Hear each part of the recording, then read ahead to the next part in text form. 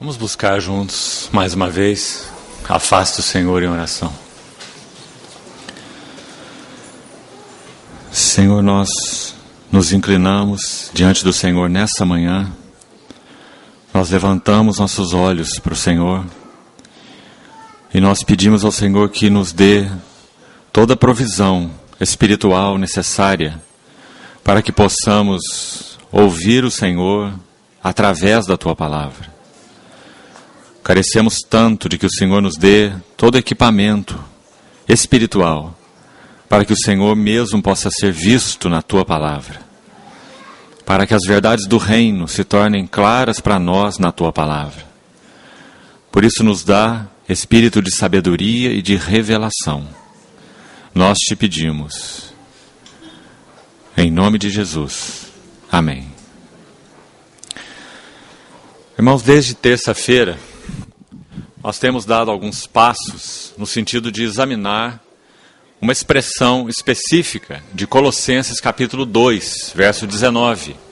Não sei exatamente quantos irmãos estiveram acompanhando durante esse tempo, já que hoje nós temos um número provavelmente bem maior de irmãos do que todos esses dias. Então, desde a terça-feira, nós temos focado aquela expressão de Colossenses 2,19, que fala sobre reter a cabeça. E aquele reter tem o sentido de estar ligado à cabeça. Nós temos visto que o oposto do reter a cabeça, ou do estar ligado à cabeça, é uma triste condição. Porque o texto diz que aquele que não está ligado à cabeça, ele está inchado na sua compreensão carnal. Então são duas frases extremamente significativas. Estarmos ligados à cabeça, que é Cristo, tanto no sentido pessoal, quanto especialmente no sentido corporativo. Cada assembleia do Senhor deve estar ligada ao Senhor, ouvindo ao Senhor, respondendo ao Senhor, recebendo a liderança do Espírito Santo, porque o Espírito Santo é quem estabelece o senhorio de Cristo em cada assembleia. O senhorio de Cristo não é algo que nós obtemos por simples confissão. Ele é o Senhor, nós somos seu povo, mas o Espírito Santo foi enviado do céu para que o senhorio de Cristo fosse real entre nós. Ninguém pode dizer que Jesus é o Senhor, senão pelo Espírito Santo. Então temos andado por esse caminho, vimos um pouco a respeito da mente de Cristo. Se nós estamos ligados à cabeça, então haverá mais essa marca nas assembleias do Senhor. Nós viveremos segundo a mente de Cristo. E nós vimos qual é a mente de Cristo, muito especialmente em Filipenses capítulo 2. Através do próprio Cristo, a mente que ouve em Cristo, e através de Paulo, e de Epafrodito, e de Timóteo, que são mencionados no capítulo 2 de Filipenses. Ontem nós vimos um passo a mais. Se nós temos estado ligados à cabeça, então outra evidência, nós iremos andar em amor. Não apenas cantar amor, não apenas falar de amor, mas andar em amor. E nós vimos então ontem alguma coisa do que significa andar em amor. Hoje vamos dar um último passo nesse sexto dia. E vamos fazer uma abordagem do mesmo assunto, mas mais panorâmica de novo, assim como começamos. Mas nós vamos usar uma epístola e 3 textos. Cada texto menciona a palavra cabeça. E essa epístola é a epístola aos Efésios. O apóstolo Paulo, quando escreveu aos Efésios, nós sabemos, ele teve pelo Espírito uma capacitação tão particular. Ele pôde falar do que ele chama na carta de as insondáveis riquezas de Cristo. Quando nós confrontamos Efésios com Romanos, muitas diferenças são significativas e interessantes. O assunto de Romanos é o Evangelho de Deus. E Paulo começa a apresentar esse Evangelho, podemos dizer assim, de baixo para cima. Ele começa dizendo que todos os homens estão perdidos, sejam judeus, sejam gregos. Não há um justo, nem sequer um. todos se extraviaram e juntamente se fizeram inúteis. Não há quem entenda, não há quem busque a Deus. Esse é Romanos 3, já quase na parte final. Depois dessa depravação do homem, nesse estágio, ele entra no caminho de Deus para justificar o homem e trazer o homem para a relação com ele de novo. É o caminho da justiça de Deus provida em Cristo e recebida pela fé. Então ele cita o exemplo de Abraão, que foi justificado. Depois, no capítulo 5, ele fala sobre o nosso estar em Cristo, dizendo que antes nós estávamos em Adão, por nascimento natural. Estávamos em Adão, porque nascemos de nossos pais biológicos. E toda essa raça é uma raça de Adão, por natureza. Ele é o cabeça federal da raça. Mas nós, de novo, pela graça e por meio da fé, nós fomos colocados em união com Cristo. Isso é Romanos 5, tão precioso. Ou nós estamos em Adão, ou nós estamos em Cristo. E nós sabemos que estamos em Cristo, pela graça e pela fé. E assim ele vai. Romanos 6, o fato de sermos incluídos na morte de Cristo, e vai para Romanos 7, que fala da nossa libertação da lei, e vai para Romanos 8, que fala sobre o andar no Espírito. Então, é o Evangelho de baixo para cima, desde essa condenação total até um andar no Espírito. Que diferença entre um polo e o outro polo. Agora, o que ele faz em Efésios? Em Efésios ele faz o caminho contrário. Por isso essas epístolas são tão interessantes quando colocadas juntas. Paulo começa Efésios não de baixo para cima, mas de cima para baixo. Lembra como ele começa? Bendito o Deus e Pai do nosso Senhor Jesus Cristo, que nos tem abençoado com toda sorte de bênção espiritual nas regiões celestiais em Cristo. Aí a epístola começa. Então agora ele começa a descer. Ele vai mostrar quais são essas bênçãos espirituais. E ele desce assim, ele nos elegeu nele, essa verdade tremenda da eterna eleição. Ele nos predestinou para sermos conformes à imagem do seu Filho. Na linguagem de Efésios, ele chama de adoção de filhos, é a mesma coisa, filiação. Então, eleição, predestinação para sermos conforme seu Filho é, para termos a glória do Filho em nós. Depois ele fala sobre a remissão de pecados, por ordem. Depois, no verso 9, ele fala que ele nos desvendou o mistério da sua vontade. No verso 10, ele diz que ele vai fazer convergir todas as coisas em Cristo. E ele está, então, descendo. Depois, nos versos 11, 12 e 13, ele fala que o Espírito Santo selou aqueles que ouviram a palavra da verdade. O Evangelho, veja, Evangelho da nossa salvação. Tendo nele crido, fostes selados com o Espírito Santo da promessa. Esse é o verso 13 do capítulo 1. Então a abordagem de Efésios é de cima para baixo. Eleição, predestinação, redenção, revelação, selo do Espírito. Nessa ordem. Então essa epístola é tão alta, porque o Senhor, nesse tempo, quando Paulo estava algemado numa prisão domiciliar em Roma, o Senhor concedeu que em espírito ele pudesse alçar alturas tão elevadas, do que ele chama de grande é este mistério. Mas eu me refiro a Cristo e a igreja. Então, nessa linda carta, parece, irmão, não sei se essa é a sua impressão, mas essa carta ela é extremamente cativante. E se você lê-la, e lê-la, e lê-la, e lê-la, e lê-la, centenas de vezes, sabe o que começa a acontecer? As palavras começam a sair da Bíblia e entrar para dentro de você. Esse é o processo, creio, que a palavra de Deus chama de revelação, pela qual Paulo orou pelos Efésios, logo no capítulo 1. Deus vos conceda espírito de sabedoria e de revelação. Para que isso? Para o pleno conhecimento dele. Olhos do coração iluminados para saberdes. Os versos 17, 18, 19 de Efésios 1. Porque, como já falamos, gostaria de repetir isso. O que é revelação? Revelação é uma abertura do reino da realidade espiritual, pelo Espírito Santo, porque só Ele pode fazer essa abertura, Porque Deus revela suas profundezas pelo Espírito. 1 Coríntios 2, Paulo diz isso tão claramente. Então, quando o Espírito Santo abre o reino da realidade espiritual para nós, então ele não apenas apresenta o reino da realidade espiritual para nós, porque isso ainda seria pouco. Ele nos introduz no reino da realidade espiritual. Foi por isso que o Senhor falou aquelas palavras para Nicodemos, que quem não nascer da água e do Espírito, ele não só não pode ver o reino, você vê? Ele não pode ver, porque está lacrado. O Espírito Santo tem que abrir. Se ele não abrir, ninguém vê. Então ele diz que quem não nascer da água e do Espírito não pode ver, mas veja, observe, não só ver. Mas qual é a outra palavra? Entrar. Graças ao Senhor. O Espírito Santo é aquele que mostra e que introduz. Isso não é maravilhoso? A respeito do seu ministério? Por isso, irmãos, que o apóstolo Paulo ele não se sentia autossuficiente. Alguém que alçou alturas de revelação tão grandes. Ele nunca se sentia autossuficiente. Exatamente por isso. Nós, muitas vezes, nos sentimos autossuficientes, não é porque nós temos muito, é porque nós não temos nada.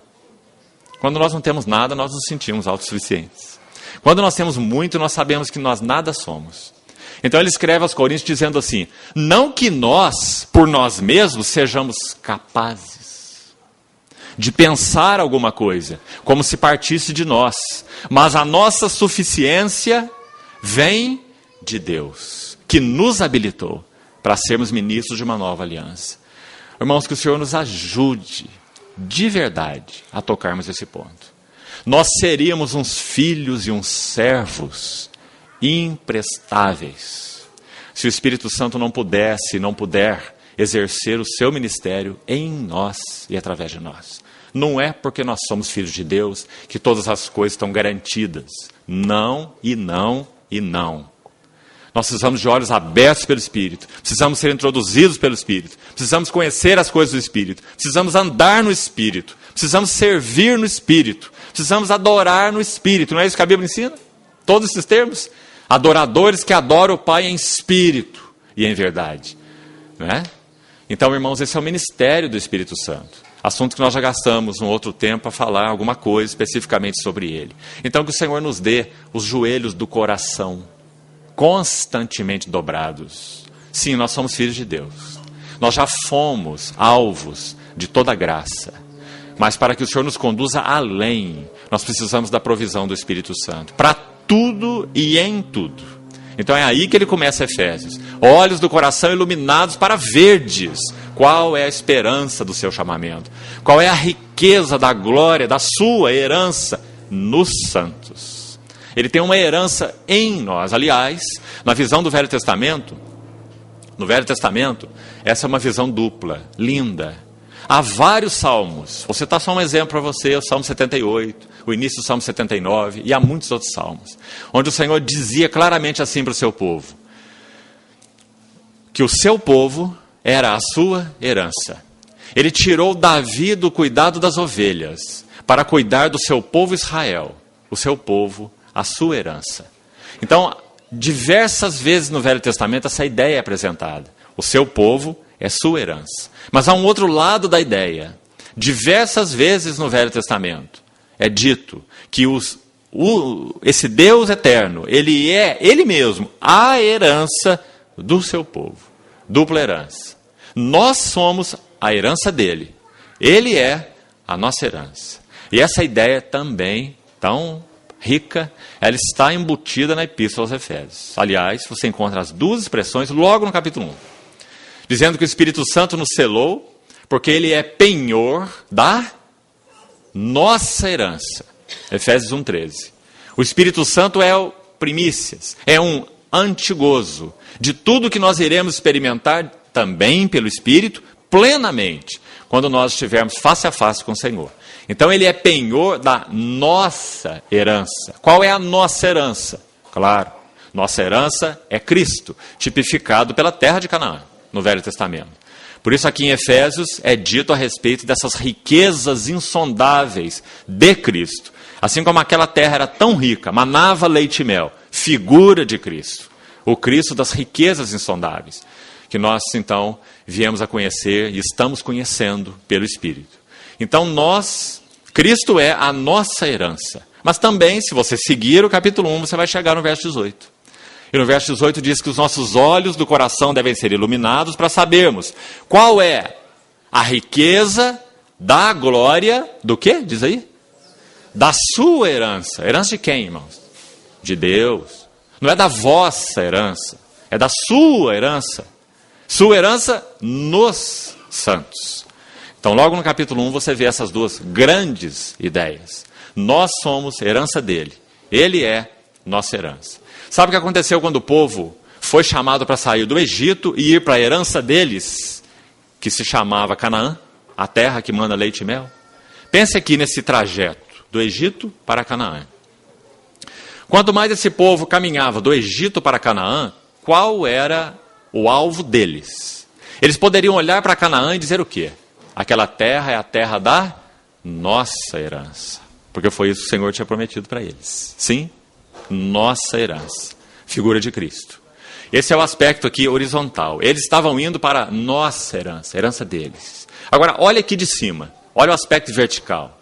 Deus, na medida que esse povo saía do Egito e jornadeava até Canaã, o que Deus obteria neles?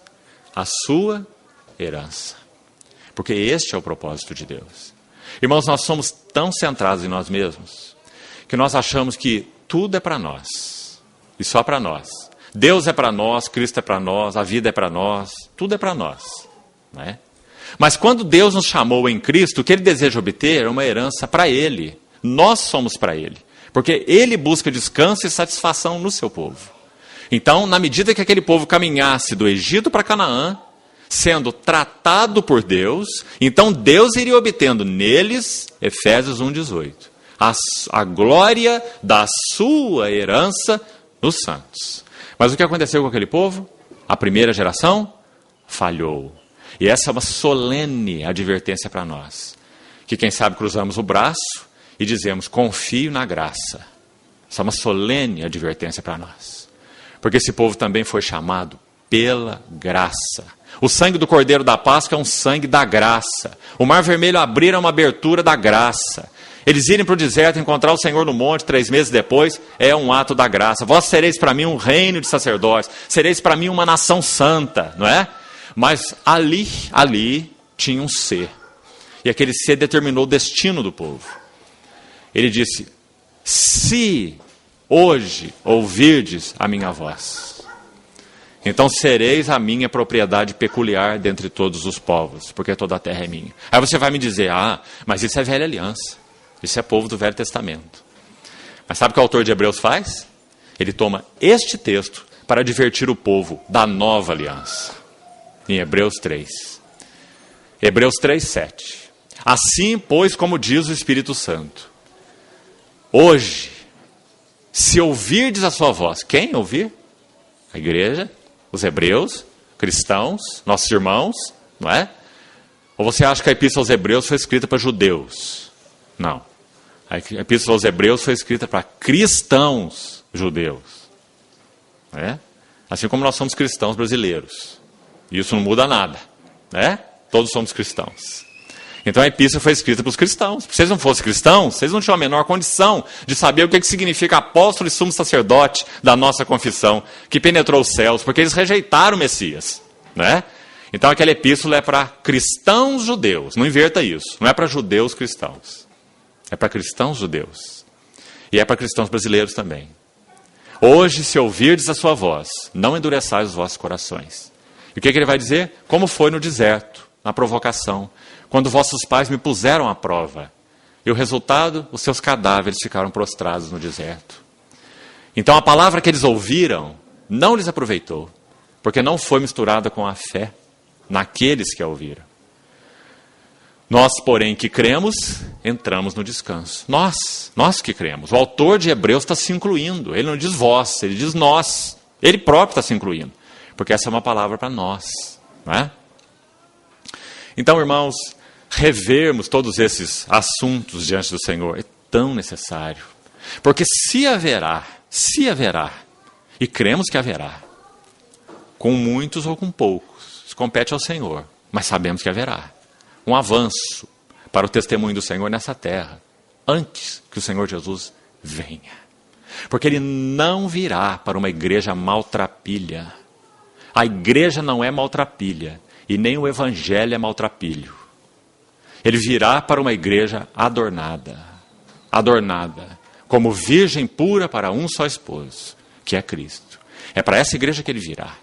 Então, na medida em que o Senhor estiver encontrando em nós um caminho adequado, Ele irá nos adornar. Se Ele não encontrar em nós um caminho adequado, Ele não irá nos adornar. Paulo, compreendendo isso com tanta clareza, ele escreve assim aos Coríntios: eu zelo por vós, eu tenho ciúme de vós. 2 Coríntios 11, 2. Zelo por vós com zelo de Deus. Por que esse zelo? Por que esse ciúme? Eles já eram salvos, tudo estaria resolvido, né? Eu zelo por vós com um zelo de Deus, porque eu vos tenho preparado para vos apresentar como virgem pura para um só esposo, que é Cristo. E por outro lado ele tinha receio. Mas eu receio que assim como a serpente enganou a Eva com a sua astúcia, sejam os vossos corações, coração da igreja, os vossos corações enganados, corrompidos, e se apartem da simplicidade e da pureza que são de Cristo. Tão claro, não é, irmãos? O que o Espírito Santo busca, ele foi enviado para adornar para Cristo uma noiva. Vestes bordadas, linguagem do Salmo 45. É com vestes bordadas que aquela noiva é introduzida nas recâmaras. Vestes bordadas. Esse é um trabalho especial do Espírito Santo, porque é ponto a ponto.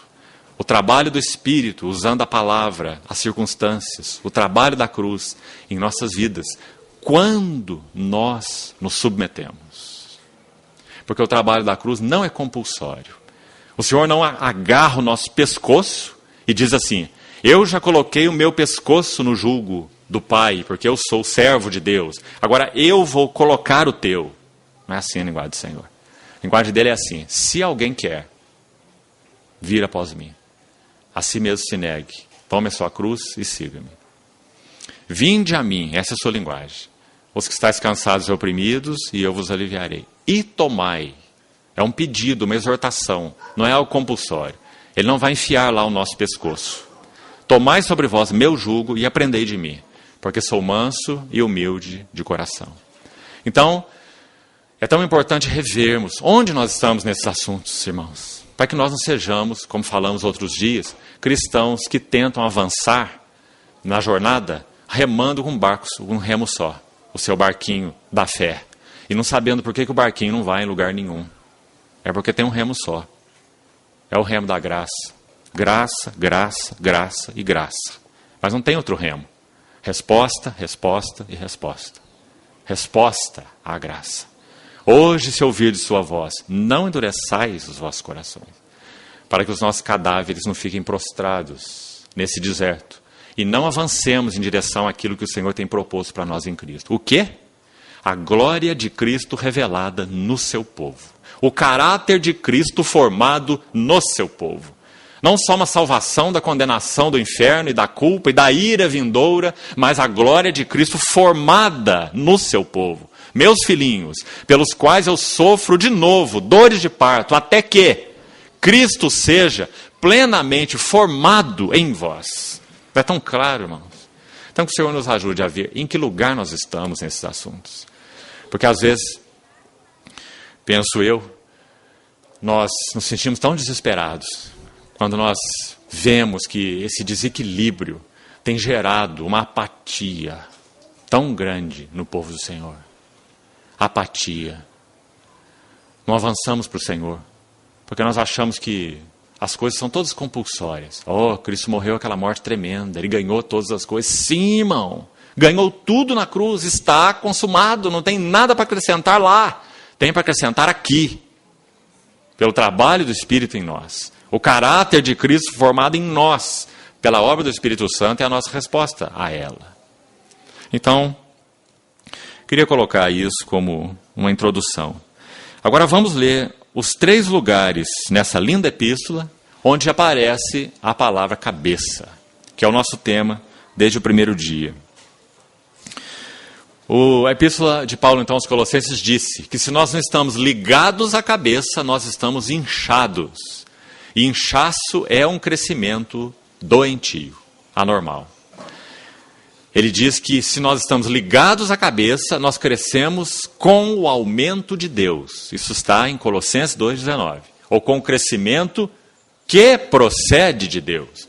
Confrontando, obviamente, com o inchaço, que é um crescimento que não procede de Deus. Faz volume, quem sabe incha os pensamentos, incha as emoções, mas não procede de Deus, porque não está ligado à cabeça. Por isso nós pedimos a ajuda do Senhor nesses dias, para que Ele nos capacitasse a ver o que seria estar ligado à cabeça. Como nós poderíamos ter segurança de que nós temos estado ligado à cabeça? Então estamos vendo algumas marcas que provam que nós temos estado ligados ou não ao cabeça. E aí o que precisamos fazer com elas? Nós precisamos ir diante do Senhor, aos seus pés, e dizer: sonda-nos, ó Deus. E que bom fazer essa oração no plural. Não apenas cada indivíduo diante do Senhor, mas no plural, como a assembleia. Sonda-nos, ó Deus. Conhece nosso coração. Prova-nos. Conhece nossos pensamentos. Vê se há em nós algum caminho mau, que não está conferindo com a liderança do teu Espírito, com as demandas do Senhor aqui, agora, para esta assembleia. É assim que nós devemos orar. Porque cada um de nós responde direto ao Senhor, como assembleias do seu povo. Vê se há em nós algum caminho mau e guia-nos pelo caminho eterno. Então, a Epístola aos Efésios vai mencionar 3 vezes a palavra cabeça. Vamos olhar um pouquinho até onde pudermos ir das 3 menções. A primeira está no capítulo 1, versículo 22. Diz que Deus pôs todas as coisas debaixo dos pés de Cristo. Você lê o contexto, é isso que vai dizer. E para ser o cabeça sobre todas as coisas, Deus o deu à igreja, que é o seu corpo. Agora veja o que é dito da igreja. A igreja é seu corpo, e sendo seu corpo, ela é o que ele é. Ela é a plenitude daquele que tudo enche em todas as coisas. Irmãos, não é grande a igreja? Não é linda a igreja? Acho que você já ouviu isso, né? Você já ouviu pessoas falarem assim: esqueci meu guarda-chuva na igreja. Você já ouviu isso? Né? Mas se nós vemos a igreja como a Epístola aos Efésios vê, a única forma de você esquecer um guarda-chuva na igreja é se você engolir o seu guarda-chuva. Não é? Porque a igreja é o seu corpo. Ela é a plenitude daquele que tudo enche em todas as coisas. Ela é o que Cristo é. Ela é uma com Cristo. Não é? Então nós precisamos pedir a ajuda do Senhor para limpar, para desintoxicar essas ideias que foram colocadas na nossa mente. Ir na igreja, voltar da igreja, esquecer Bíblia na igreja, não é? E usando a palavra igreja como nunca ela foi usada nas Escrituras. Isso é uma novidade que nós criamos, não é? Então que o Senhor nos ajude a colocar as coisas no seu lugar. Nossas palavras estão expressando os nossos conceitos. Quando nós falamos fui na igreja, voltei da igreja, qual é o nosso conceito? Igreja é uma reunião. Claro, eu vou dela e volto dela. Igreja é uma reunião. Isso nunca está na Bíblia. Igreja não é uma reunião. Igreja tem reunião, mas igreja não é reunião. Igreja é o corpo vivo de Cristo, 24 horas por dia, com membros vivos, que se tocam, se relacionam, se servem, se cuidam. Não é? Essa é a igreja do Deus vivo. E ela também se reúne, porque reunir é uma parte importante da igreja. É o dispensar corporativo de Deus através dos irmãos, das irmãs. É a presença do Senhor na adoração. É o estarmos aos seus pés partindo o pão. Com uma maravilhosa reunião da igreja. Né? Mas a igreja não é reunião. Então, a primeira menção, eu penso, vai nos advertir nessa primeira ideia. Ele é o cabeça. Para ser o cabeça sobre todas as coisas, Deus o deu à igreja. E agora, irmão, uma das traduções, inclusive essa que eu tenho em mãos, traz aqui uma expressão muito interessante, muito significativa. Diz que esse Cristo, que foi exaltado por Deus à sua destra, o que fala os versículos anteriores, escute o que diz aí. Esse Cristo, para ser, olha esse para ser o cabeça sobre todas as coisas. Para que ele seja cabeça sobre todas as coisas, o que Deus fez com ele? Deus o deu à igreja. Não é muito sério esse versículo? Você entende esse versículo? Então vamos tentar entendê-lo. Em primeiro lugar, Cristo é ou não é o cabeça sobre todas essas coisas? O que concerne a Ele mesmo? É. A Bíblia é muito clara. Coríntios 15 vai dizer assim, que Ele venceu e que Ele reina, Ele já reina, até que todos os inimigos sejam postos por estrado dos seus pés. Agora então, no capítulo 15 de Coríntios, mostra que Ele reina porque então Ele é o cabeça. Agora escute. Deus porá todas essas coisas debaixo dos seus o quê? E agora está falando do seu corpo. Então agora quem sabe a gente começa a entender um pouco melhor o que ele está querendo dizer aí. Que para ser o cabeça de todas as coisas, Deus o deu à igreja que é o seu corpo. E ela é o que ele é. Ela é a plenitude daquele que tudo enche em todas as coisas. Você viu algo aqui? Por isso que Paulo fala, grande é esse mistério, mas eu me refiro a Cristo e à igreja. E por isso ele fala no capítulo 3, verso 10, a mesma epístola, o mesmo contexto, a mesma revelação. Pela igreja, que é o seu corpo, que é a plenitude daquele que tudo enche em todas as coisas, pela igreja é que a multiforme sabedoria de Deus se torna conhecida de quem? De principados e potestades nos lugares celestiais. Efésios 3,10. Segundo o eterno propósito que ele estabeleceu em Cristo. Cristo a cabeça, a igreja o corpo. Cristo é a cabeça. A vitória de Cristo garantiu o reino para ele. A vitória de Cristo garantiu que ele é supremo. Ninguém o destrona. Ele alcançou esse trono por mérito. Varão aprovado por Deus. Por isso ninguém o destrona. Porque ele alçou esse trono por mérito pessoal. Obediente até a morte, morte de cruz. E por isso Deus o exaltou soberanamente. Ele deu o nome que está acima de todo nome. Mas, no eterno propósito de Deus, Deus determinou que essa soberania, que essa glória, que esse governo fosse revelado através da igreja. Ah, irmãos, que o Senhor nos ajude a tocar isso. Aqui nós entramos. Quem são aqueles que entraram aqui, nesse lugar? São aqueles que Efésios 2 começa a descrever assim, estáveis mortos nos vossos delitos e pecados. Andávamos segundo o curso do mundo. Esses éramos nós. Ou como nós gostamos de falar, né? Os melhores de nós. Como se existissem melhores e piores entre nós. Né? Mas esses são os melhores de nós. Andando segundo o curso deste mundo e segundo o príncipe da potestade do ar. E do espírito que agora atua nos filhos do quê? Da desobediência. Aí ele vai falar, entre os quais todos nós andávamos outrora. Efésios 2, de 1 em diante. Não é? Aí então quando chega no verso 4, ele vai dizer, mas Deus, sendo rico em misericórdia, e por causa do grande amor com que nos amou, e estando nós mortos, ele nos deu vida juntamente. A palavra juntamente é importante em Efésios. Se você vai estudá-lo. Juntamente. Aparece várias vezes. Deus nos deu vida juntamente com Cristo. Ele nos ressuscitou juntamente com Cristo. Efésios 2, 6, 7. Juntamente com Ele nos fez assentar nos lugares celestiais. Capítulo 2, verso 22. Nós estamos sendo edificados juntamente para a habitação de Deus no Espírito. E Efésios 3, na oração de Paulo, ele diz juntamente com todos os santos. Nós poderemos compreender a largura, o comprimento, a altura e a profundidade. Viu como juntamente é importante em Efésios? É juntamente com Cristo e é juntamente uns com os outros. Não é? Então, esse é o nosso lugar. A primeira apresentação de Cristo, o cabeça, em Efésios, está aí. Não é maravilhosa, irmãos? Não é maravilhosa? Como é que você se vê? Sabe como é que algumas pessoas dizem?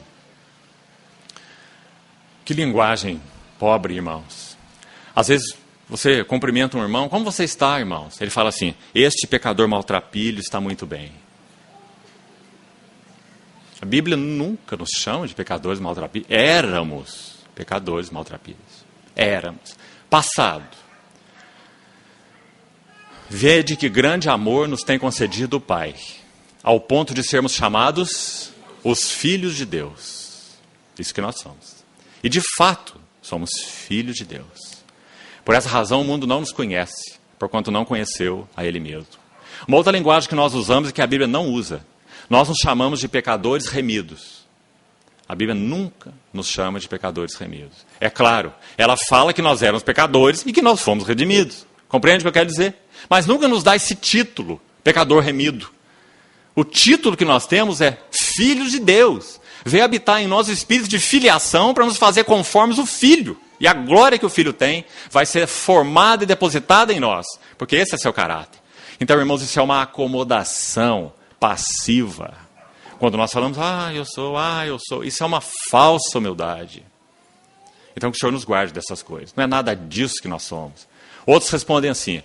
Nós perguntamos, como você está, irmão? E ele responde assim, muito melhor do que eu mereço. O que nós merecemos? O inferno. Não é? Nós não merecemos nada. Então, todas essas coisas que nós ouvimos, elas mostram nossos conceitos, né? Nossos conceitos, digamos, teológicos, nossos conceitos da palavra, os conceitos de Deus que temos, os conceitos de nós que nós temos, não é? Então, nós precisamos, sim, muito irmos aos pés do Senhor para saber quem que Ele é e para saber quem que nós somos. Somos os filhos de Deus. Ainda não se manifestou o que havemos de ser, mas quando Ele se manifestar, nós seremos semelhantes a Ele, porque haveremos de vê-lo como Ele é. A vida cristã é um paradoxo. Nós iremos nos tornar o que nós já somos. Somos filhos de Deus. E seremos manifestados plenamente filhos de Deus. Então a primeira menção de cabeça nos coloca aqui. Deus o pôs como cabeça e Ele é. E para ser, Ele é e para ser, como funciona isso? Da mesma maneira. Que é a ideia da nossa vida cristã. Nós já somos filhos de Deus e seremos plenamente manifestados filhos de Deus. Cristo já é o cabeça sobre todas as coisas e Ele será plenamente manifestado como cabeça de todas as coisas, mas através da igreja que é o seu corpo. Irmão, sabe, creio que se nós tocamos isso, nós ficamos mesmo assombrados. Porque eu não sei qual é o pensamento dos irmãos, mas o pensamento que me ocorre é o seguinte: por que Deus não fez isso sozinho? Por que Ele não planejou fazer só através de Cristo? Por que Ele não planejou fazer só através de Cristo? Ele quis nos incluir. Para que talvez principados e potestades, olhando para a igreja com assombro, possam dizer, aqueles que estavam mortos em delitos e pecados, aqueles que eram filhos da ira e da desobediência, o que eles são hoje?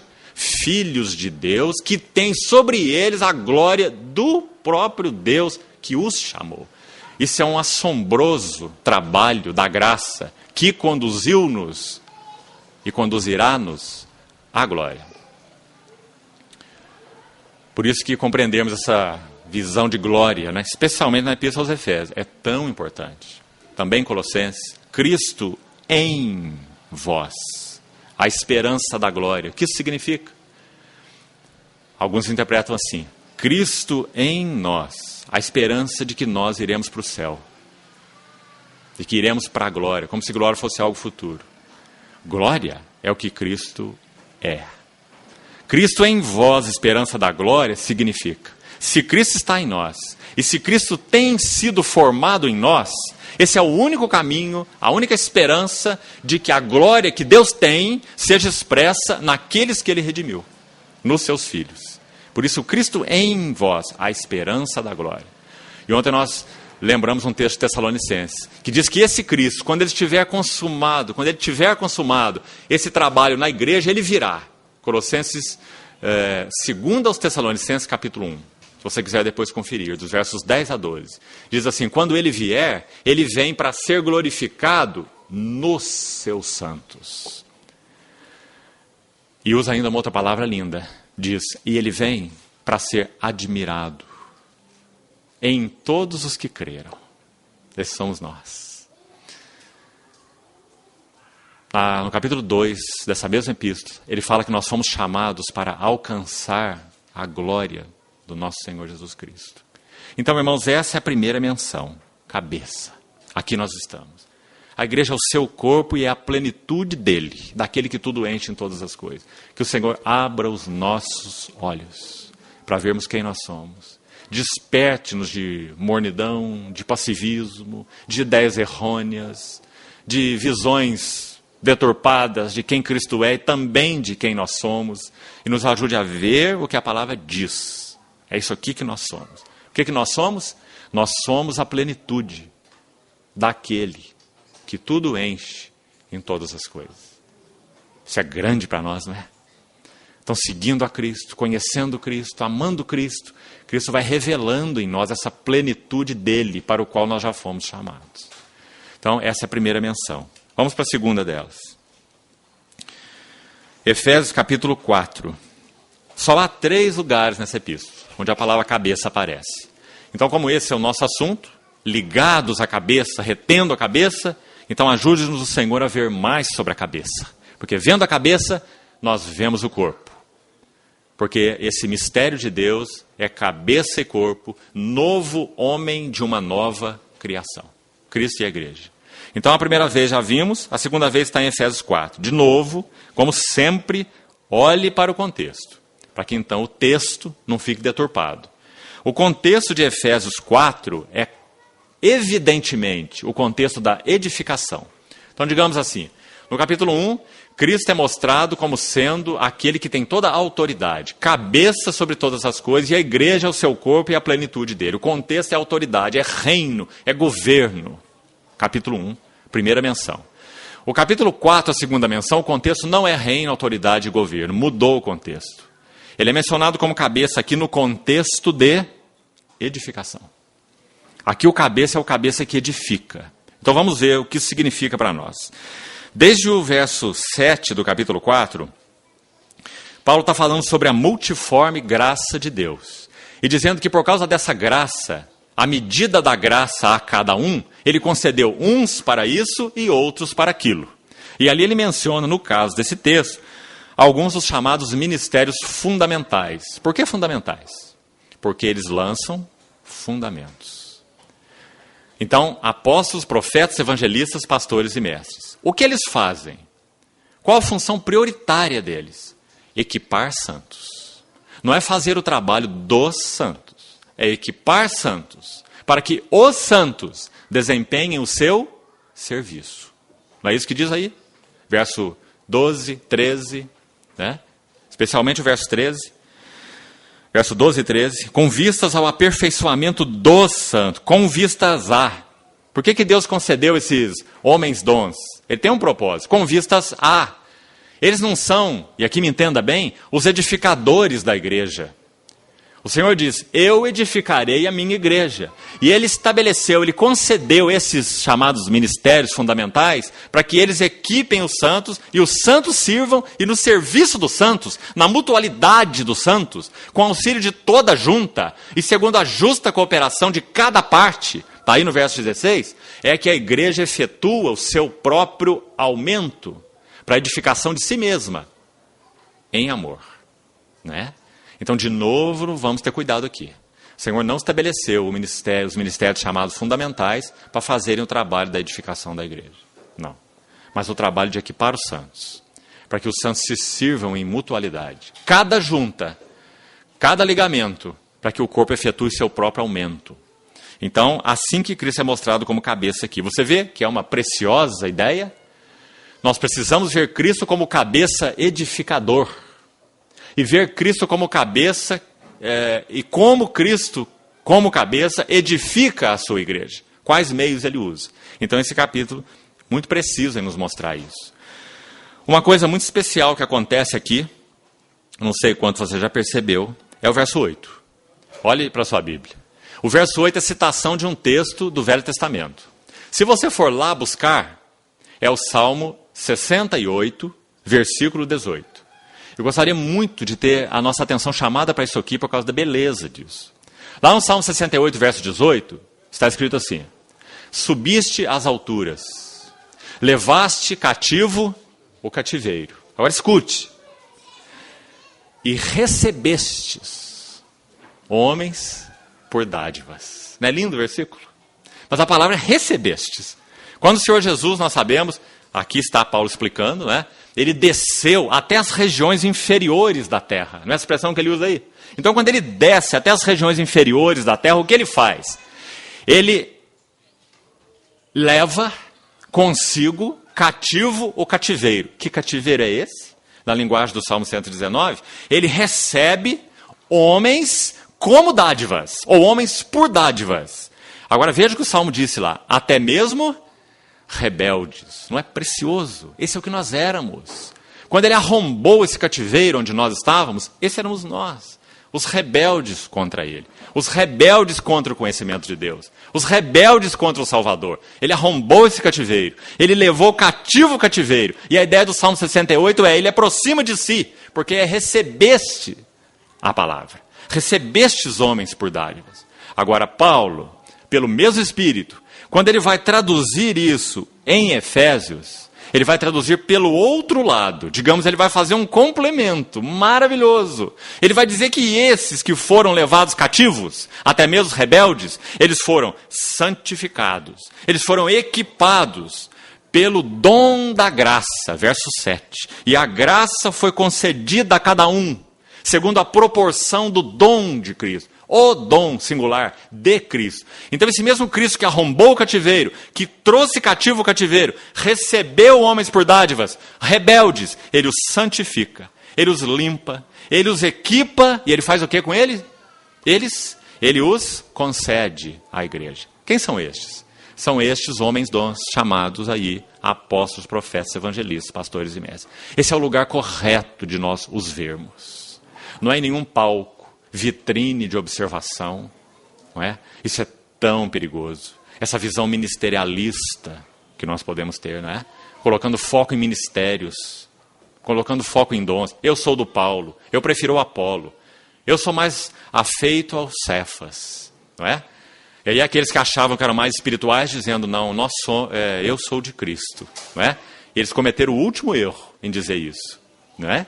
Porque a maneira acertada deles encararem essa preferência ministerialista dos irmãos deles seria dizer assim, não, irmãos, nós, não eu sou de Cristo, mas nós somos de Cristo.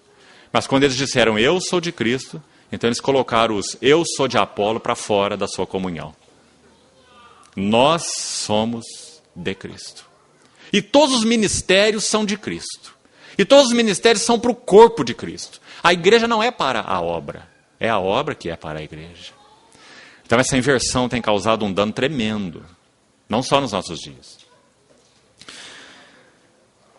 Recebeu homens por dádivas. E Paulo, quando cita o texto, ele subiu às alturas, levou cativo o cativeiro e fez o quê?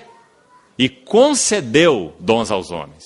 Então há um lindo complemento aí. Primeiro ele recebe, então ele santifica, então ele equipa e então ele concede. Agora, mais uma ideia agregada aqui importante. Vamos lembrar de João 10. Algo que penso que se enquadra aqui de uma maneira tão linda. Lembra como nosso Senhor fala das suas ovelhas em João 10? Ele fala assim, as minhas ovelhas ouvem a minha voz. Elas não seguem a voz dos estranhos. Ninguém as arrebatará da minha mão. Das mãos do Pai, ninguém pode arrebatar. João 10, 28 em diante, aquele contexto ali. Agora escute o que ele diz lá, se referindo às suas ovelhas. Ouça essa frase. Aquilo que o meu Pai me deu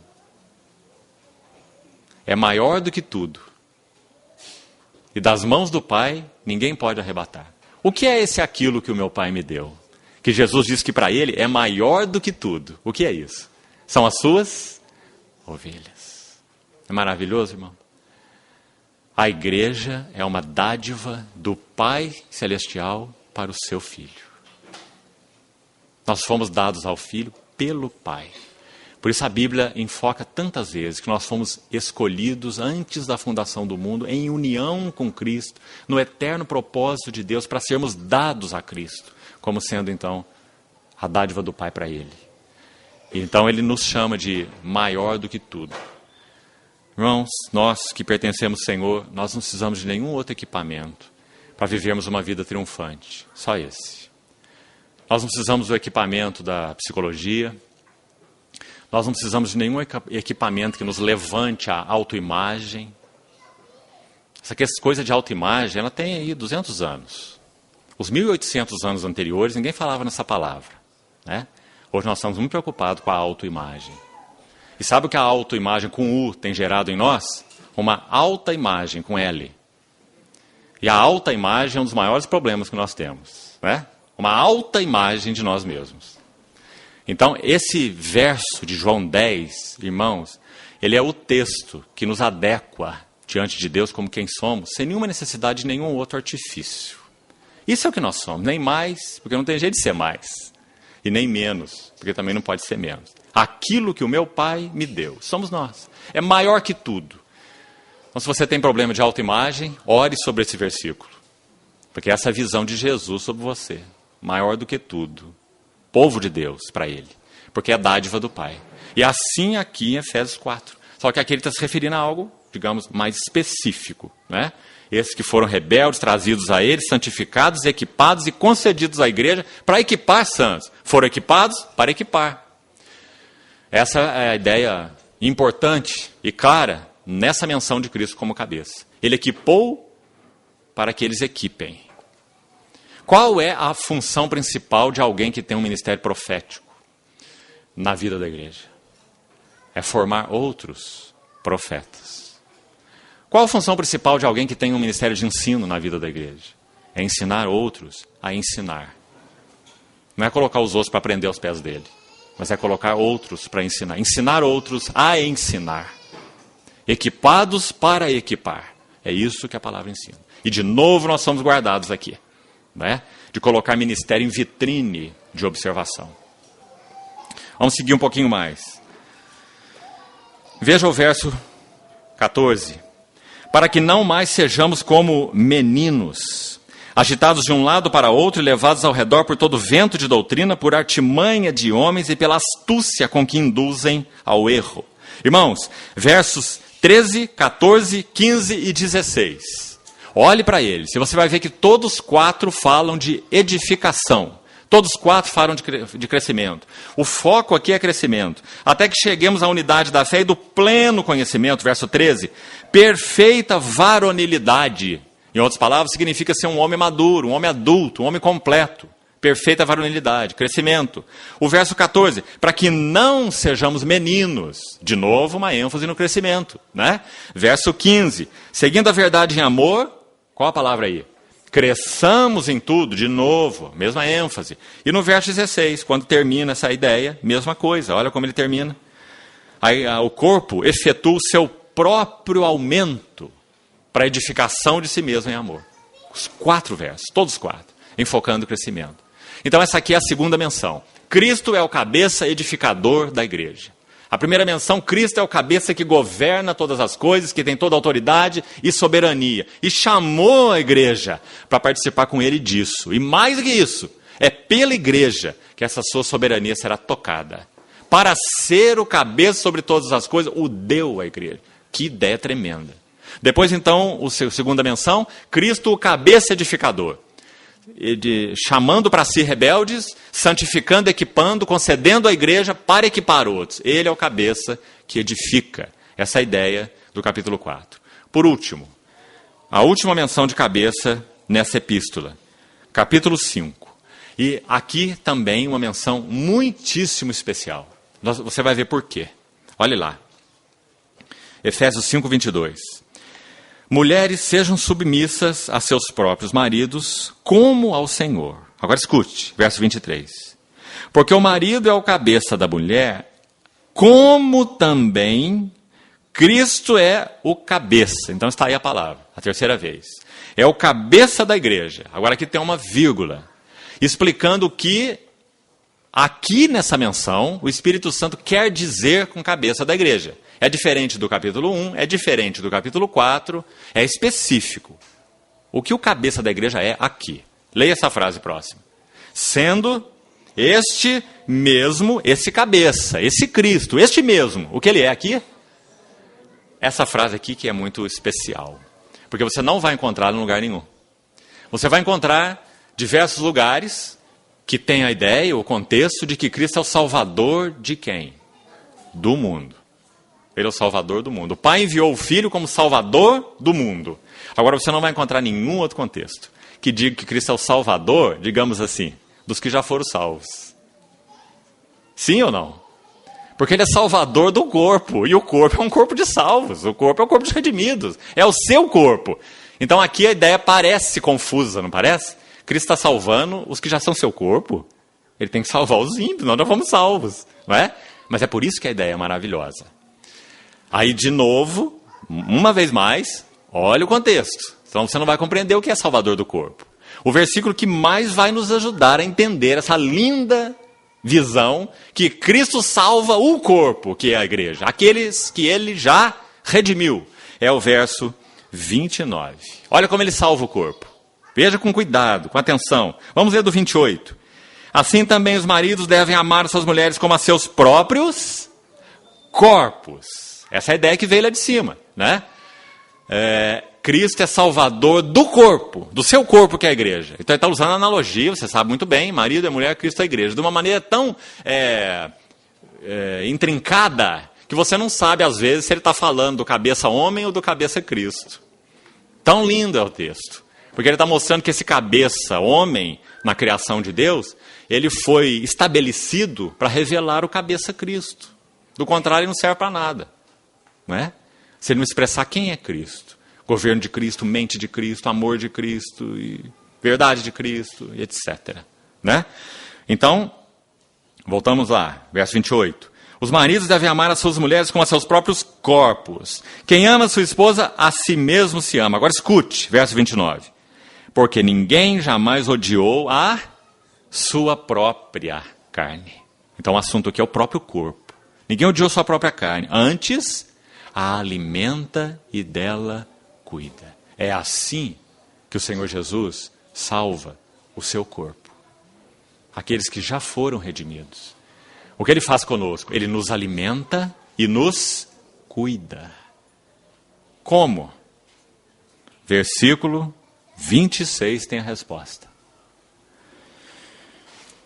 Ele se entregou por ela, pela sua igreja, no verso 25, para que a santificasse. Fazendo o que com ela? Tendo-a purificado por meio da lavagem de água pela palavra. E palavra aqui, o termo original aqui, nesse contexto, é rema. Não é logos. Porque aqui fala de uma palavra que está sendo trazida de novo à vitalidade. Está sendo nova, fresca e viva. Cristo não salva o seu corpo com a palavra de ontem. Cristo não salva o seu corpo com a revelação da semana passada. Cristo salva o seu corpo com a palavra rema. Ele nos refala. Não é maravilhoso isso? Ele nos refala. Se nós estivermos aos seus pés, esse é o seu ministério pelo Espírito. Ele vai nos lavar pela lavagem da rema. Ele vai refalar a sua palavra ao nosso coração. Através da sua palavra, ele vai de novo gerar fé em nós. Ele vai nos encorajar. Ele vai nos limpar. Ele vai nos convencer de pecado. Ele vai nos fortalecer, nos equipar, porque sua palavra é Espírito e é vida. Assim que ele salva o seu próprio corpo. Então essa é a última ideia aí de Cristo como cabeça. Cabeça, autoridade, governo, soberania. E a igreja participando disso. Cabeça edificador. E como ele faz isso? Através daquilo que ele concedeu à igreja. E cabeça, salvador. É a última ideia. Graças ao Senhor, ele é o nosso cabeça salvador. Cuida da sua igreja, lava a sua igreja com a palavra. Então, amados irmãos, para que nós retenhamos a cabeça, nós vamos precisar reter a palavra. Vou citar uma ilustração para concluirmos.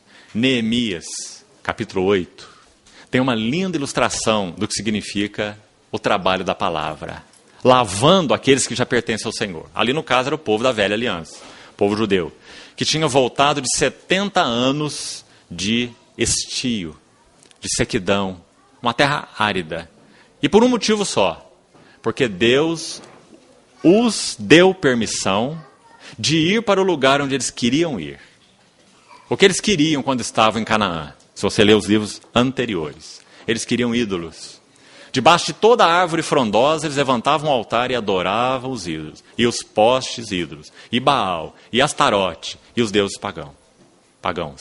Eram deuses que eles queriam. Então, deuses foi o que eles receberam. O Senhor o enviou para a fonte dos deuses, a terra dos deuses, Babilônia. E ali eles ficaram 70 anos. Irmãos, lá na Babilônia, eles tinham a Torá. A lei, a palavra escrita de Deus. Eles podiam lê-la. Eles tinham os salmos. Eles podiam ler os salmos. Eles podiam fazer suas orações.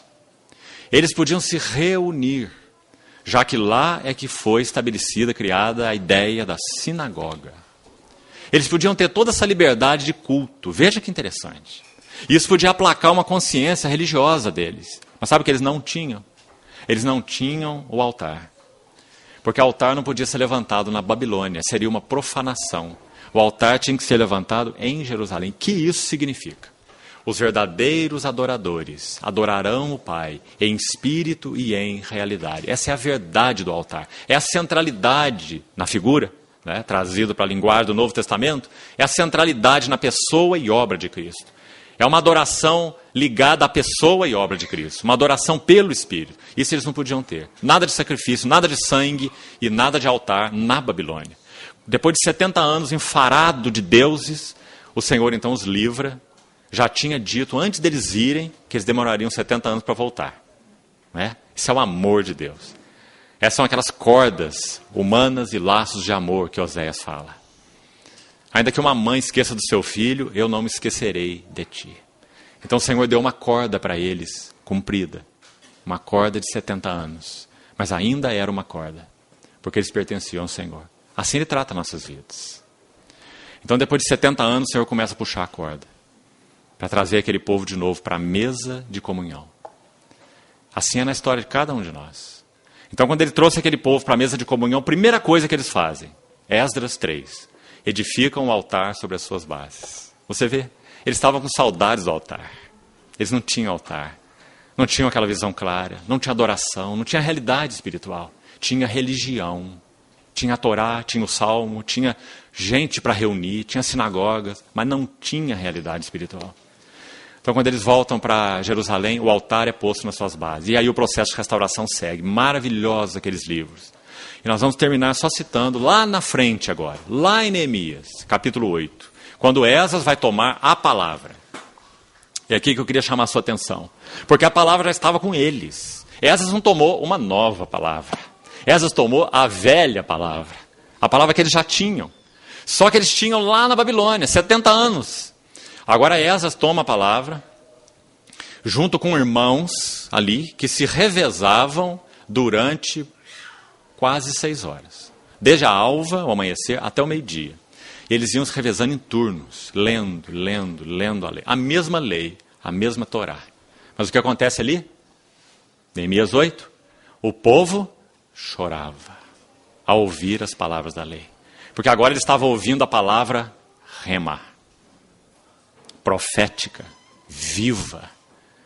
Porque eles estavam agora na base adequada, no lugar onde o Senhor tinha designado para eles. O lugar onde estava o nome de Deus, estava a vontade, especialmente a vontade de Deus. A vontade de Deus nunca iria prosperar na Babilônia. Nós nunca podemos viver como povo de princípios misturados. A vontade de Deus só vai prosperar em Jerusalém, na linguagem do Velho Testamento. Quando nós estamos na vontade de Deus. Então, quando a lei é lida ali, tudo é diferente.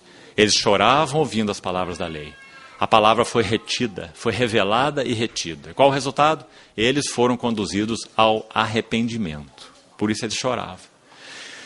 E você sabe o que aqueles que estavam ali lendo a palavra para eles disseram quando os viram chorando? Disseram assim: não pranteeis e nem choreis. Enviai porções. Esse dia é um dia consagrado ao Senhor. Enviai porções aos que não têm nada para comer. Olha que maravilhoso, irmão. Quando a igreja ouviu a palavra do Senhor viva, reteve a palavra, e pela palavra ela expressou realidade espiritual de arrependimento, então é isso que eles ouviram. Não pranteeis, não choreis, enviai porções aos que nada têm. Quem crer em mim, do seu interior fluirão rios de água viva. Enviai porções aos que nada têm. E uma coisa a mais. Ele disse assim, aqueles irmãos diziam assim para o povo: a alegria do Senhor é a vossa força. Qual era a alegria do Senhor naquele momento exato? A alegria do Senhor era que agora eles tocaram a palavra viva. E agora eles se dobraram diante dela em arrependimento. Então o Senhor estava alegre. Há uma versão que coloca esse versículo de uma maneira linda. Diz assim: faça o Senhor contente, ou faça o Senhor alegre, e serás forte. Não é? Essa é a maneira de vivermos vidas saudáveis espiritualmente. Porque a alegria do Senhor, o contentamento dEle conosco é a nossa força. A alegria do Senhor. Então, Cristo salva o seu corpo pela lavagem de água, pela rema, pela sua palavra. E só o Espírito Santo pode traduzir o Logos em rema. Então que o Senhor encontre também, irmãos, amor, temor, reverência, zelo, ânsia, avidez pela sua palavra no meio de nós. Quão maravilhosa é a sua palavra. Sua palavra na boca dos irmãos, sua palavra na adoração, sua palavra nas ações de graças, sua palavra lida e explicada, sua palavra. Tudo que o Senhor faz, Ele faz pela sua palavra. Sempre fará pela sua palavra. Habite ricamente em vós a palavra de Cristo. Instruí-vos, admoestai-vos. Então, para retermos a cabeça, nós precisamos ter um comportamento que agrade o Senhor com relação à palavra. Amando a palavra, lendo a palavra, desvendo os meus olhos para que eu contemple as maravilhas da tua lei. Nós sabemos que aquele povo, ou esse salmista, né, esse que ora, ele não era cego quando ele orou, né?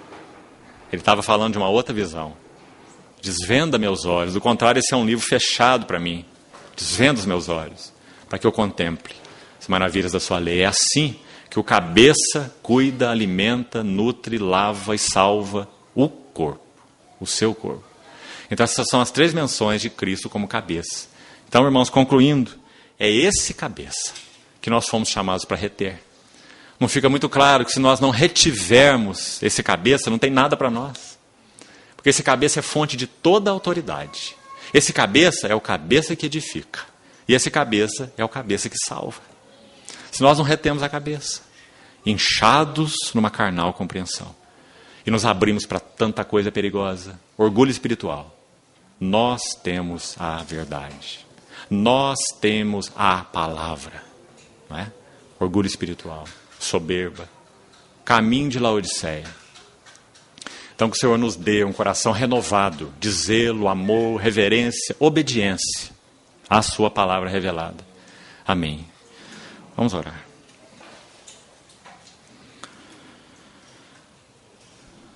Senhor, obrigado pelo final dessa jornada, desses 6 dias. Agradecemos ao Senhor pela comunhão dos santos que o Senhor nos deu, pelas reuniões, pela adoração. Agradecemos porque o Senhor, na sua fidelidade, nos expôs mais uma vez a tua palavra. Nós somos teus e desejamos andar pela tua palavra. Vivermos não só de pão, mas de toda a palavra que procede da tua boca. Senhor, nos encoraja a vivermos da palavra, nos conduz a arrependimento, nos dá luz para que vejamos as coisas em nós que competem contigo. Nos dê um coração integral pela palavra, sonda-nos pela palavra, purifica-nos pela palavra, convence-nos também por ela, edifica-nos por ela, forma teu caráter em nós por ela. Senhor, que tua palavra seja por nós central. Amemos a tua palavra, para que sejamos lavados com essa lavagem de água pela palavra. Obrigado porque tu és a fonte de toda autoridade. Obrigado porque tu és o edificador da tua igreja. E obrigado porque tu és o salvador do teu corpo. Senhor, graças te damos, graças nós te damos. Em teu nome agradecemos. Amém.